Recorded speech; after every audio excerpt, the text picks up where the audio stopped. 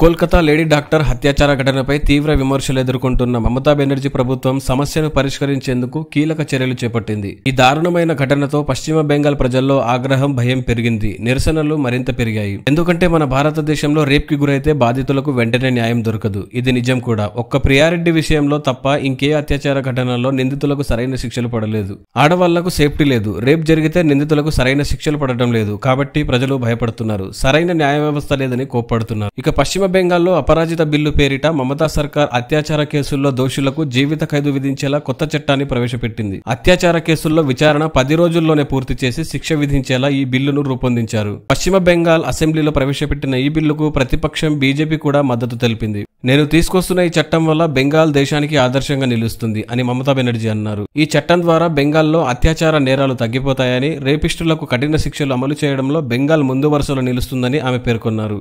BJP పాలిత రాష్ట్రాల్లో అత్యాచారాలకు పాల్పడే నిందితులు స్వేచ్ఛగా తిరుగుతున్నారని ఆరోపించారు.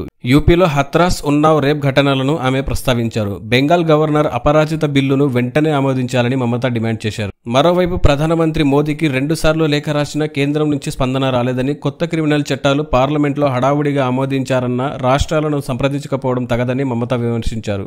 మరోవైపు ఆర్జికర్ ఆసుపత్రి మాజీ ప్రిన్సిపల్ సందీప్ ఘోష్ ను సిబిఐ అరెస్ట్ చేసింది. అవినీతి కేసులో సందీప్ ఘోష్ తో పాటు మరో 3 అరెస్ట్ చేసిన సిబిఐ కోర్టులో హాజరుపరిచింది. నిందితులకు 6 రోజుల సిబిఐ కస్టడీ విధించింది కోర్టు.